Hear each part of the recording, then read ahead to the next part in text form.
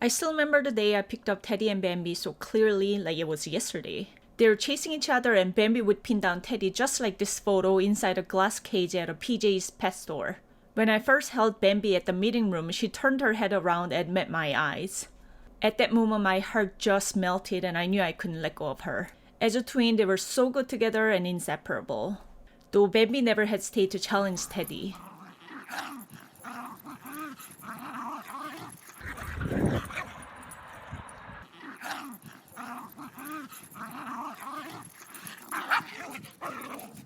While Teddy was free-spirited, Bambi was proper and never got herself into troubles. Her golden hair was always shiny and flowy. She was so well behaved with food, grooming,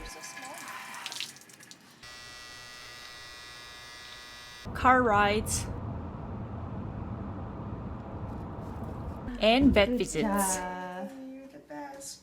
But of course, even Bambi had little quirks. Geese poops were a delicacy to her. She loved to curl up on Daddy's pants. Couldn't resist rolling over stinky stuff. An occasional mud bath was must.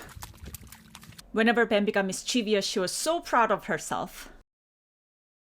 Bambi definitely had feisty Pomeranian personality. She was smart, strong, fearless, confident, and very vocal. At times, she could be stubborn and demanding. She used to chase down squirrels and birds. She mastered this one trick to paw for everything. Otherwise, she wasn't interested in learning new tricks.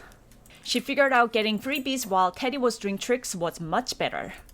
However, if payments were worthy, she would show some effort.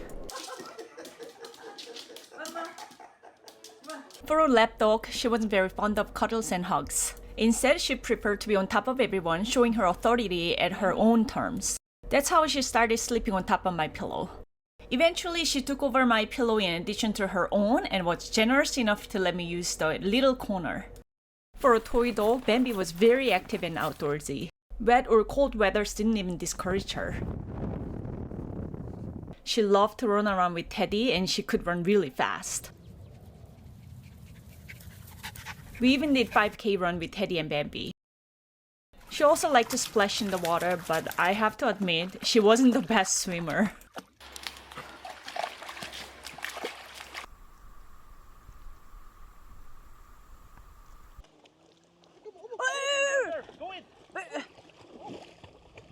With the love of outdoor, Bambi got to do so many activities. Kayaking, stand-up paddleboarding, canoeing, pedalboarding, motorboating, fishing, ice fishing,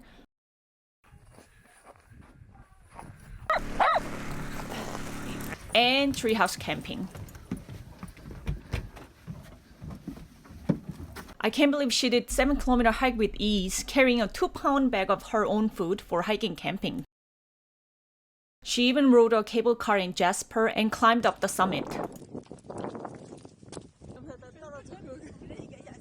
Bambi traveled so much doing road trips, camping, cottaging, and RVing. She covered 9 out of 10 Canadian provinces except for Newfoundland.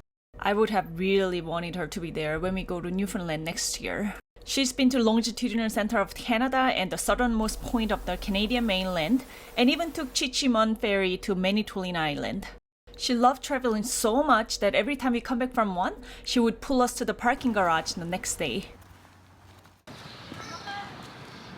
I know, we will go up. This way. Come on. When you thought she was already spoiled, her quote, Karen, personality really bloomed when we welcomed Cooper. This loud, yappy dog didn't make any sound for 4 days with grief when Teddy crossed Rainbow first 4 years ago. But then when she became an alpha, she thoroughly enjoyed the absolute power. At first, she didn't want anything to do with this crazy energy ball and made it very clear that she was the alpha. Immediately, we were greeted by the familiar views of the spacious grasslands, vibrant greenery, and distant wind-swept trees that we've grown so fond of. Of course, she ate before Cooper did without exception, and everything that's Cooper's was hers. Gentle.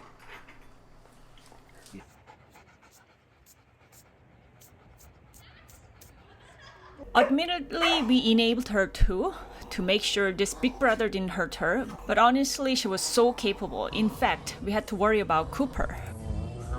Cooper, you're gonna get killed.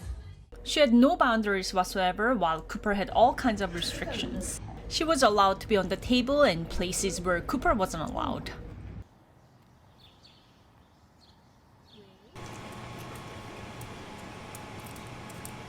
From day one, Bambi taught Cooper everything, including how to get on the boat, how to cross glass floor,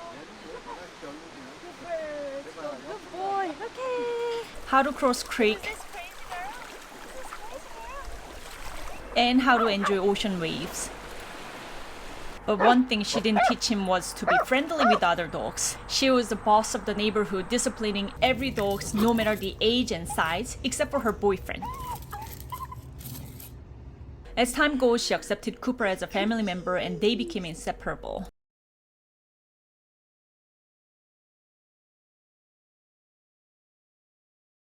Even at old age, she was so bright and never lost her beauty. I used to joke saying she's a witch aging backwards. She even tried few obstacle courses while Cooper was too scared. Good girl.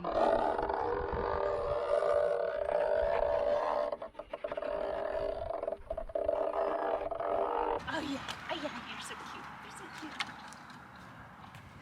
Yes! In recent years, she lived like a queen, not just like a princess. You know, at that age, everything's precious. She enjoyed regular massages, especially done by Auntie Aries. She always got the best sits, and everything was temperature controlled.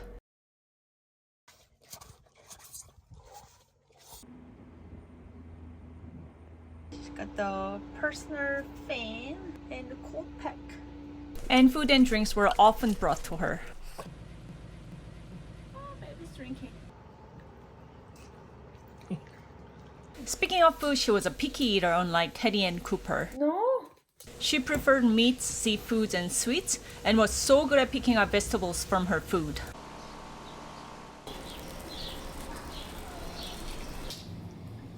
Oh, no.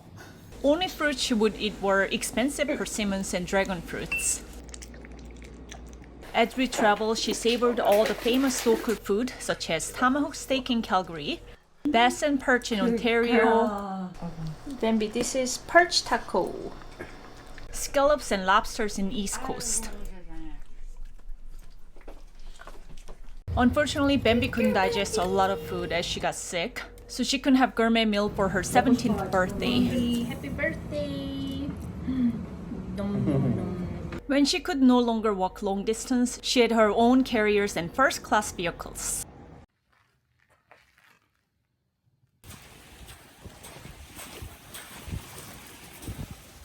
We even got skates for her stroller. Despite all the major health issues, she never lost her spirit. Up until the last moment, she was so strong and never complained or showed her pain. I miss her demanding barks and nail sounds on the laminate floor so terribly. It's still hard to believe that she's not with us after long 17 years. She was part of us and our daughter. But I know Bambi's running around with Teddy right now, free of suffering. Rest in peace, my baby, until we meet again. I love you.